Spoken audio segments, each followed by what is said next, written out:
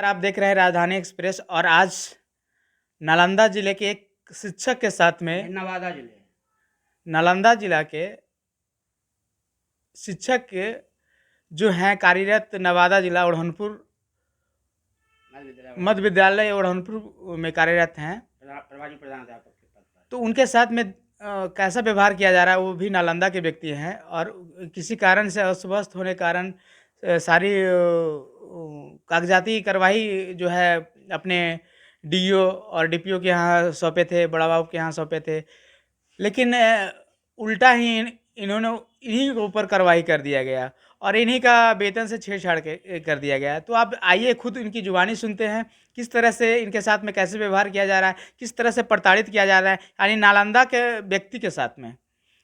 जो नालंदा के व्यक्ति शिक्षक हैं वो ओढ़नपुर में हैं, तो इन्हीं के सुनते हैं, इनका खुद परिचय करवाते हैं। सबसे पहले सर आपका राजधानी एक्सप्रेस में स्वागत है। सर क्या नाम हुआ सर आपका? मेरा नाम उपेंद्र कुमार है।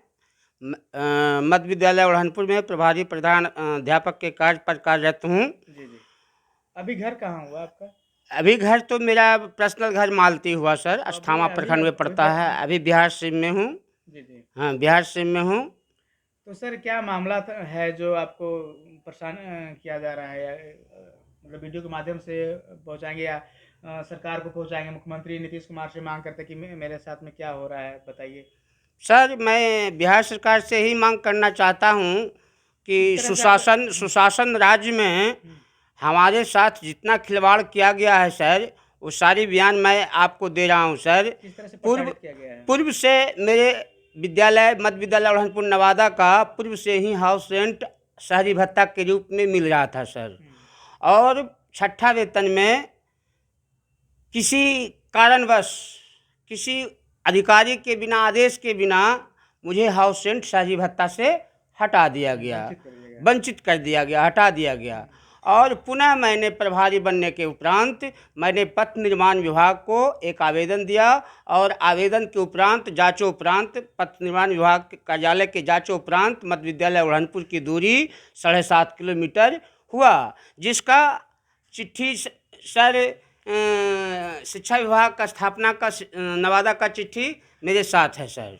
उसके बाद जब मार्च 20 में मुझे हाउस रेंट वेतन में कन्वर्ट हो गया 8% के हिसाब से, तो मैंने जनवरी 6 से और फरवरी 21 तक का एरियर डिमांड मैंने स्थापना कार्यालय नवादा को प्रस्तुत किया। प्रस्तुत करने के उपरांत लिपिक वहाँ के CFMS जो लिपिक हैं सतीश पासवान जी, उन्होंने भरोसा दिलाते गए और उसके उपरांत जब 5-6 महीना हो गया, 5-6 महीना हो जाने के उपरांत मैंने उनसे कहा कि सर आप ऐसा क्यों कर रहे हैं मेरी अच्छी। तो देखिए, हम सबसे एरियर में 20% के हिसाब से लेते हैं, आपको भी 20 घूस लेते हैं, रिश्वत लेते हैं, कमीशन लेते हैं। आपका भी लगेगा, नहीं तो आपको एरियर नहीं मिलेगा। जहाँ जाना है जहाँ जाइए, और हमरा बिना कोई काम आपको नहीं करेगा। उसके उपरांत मैंने डिप्रेशन में आकर के बार 9 महीना ऐसी बार जाते रहे डिप्रेशन। एक तो विद्यालय का देखभाल करना था, पदाधिकारियों के द्वारा मैंने कहा जाता है साफ़ सफाई बढ़िया रखना, पेड़ पौधा बढ़िया रखना, विद्यालय को सजा के रखना, उसमें लगे हुए बार हम ऑफिस से दौड़ते रहते सर। 7वां-8वां महीना में जब गए हम, तो साफ तौर से बोल दिया कि ये लगेगा नहीं तो नहीं अच्छी होगा। तो हम किसी से कर्जा ले करके और 20% के हिसाब से 50,000 रुपया लगता है सर, उसका रिश्वत दीजिएगा तभी हम आपका बनावेंगे। उसके बाद मैं जब कार्यालय ऑफिस गया तो सतीश पासवान जी ने अपना गेट जो चैम्बर था वो गेट लगा करके और मैंने पैसा दिया, और मेरे मोबाइल में रिकॉर्डिंग मैंने कर लिया। रिकॉर्डिंग करने के उपरांत उसने देखा, संदीप कुमार जो ऑपरेटर है, कंप्यूटर ऑपरेटर, और सतीश पासवान जी ने गेट लगे हुए में हमको मारना शुरू कर दिया, और मैंने चिल्लाने लगा। और चिल्लाने बस किसी कारणवश मैंने कबाड़ी खोल करके जान बचा करके बाहर भागा, तो बाहर से भी खींच के हमको अंदर लेके ला रहा था, जो मैंने नहीं किया। और बाहर में भी सतीश पासवान जी के द्वारा अज्ञात 8 से 10 व्यक्ति लोग जो हमको मार रहे हैं और मैं चिल्ला रहा हूँ। और अंत में जमाल मुस्तफ़ा डीपीओ साहब आए तो हमको इन लोगों ने छोड़े।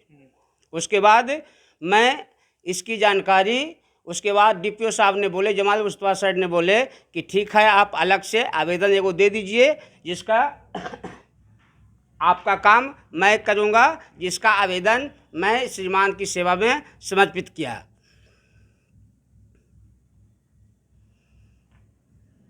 समर्पित करने के उपरांत जब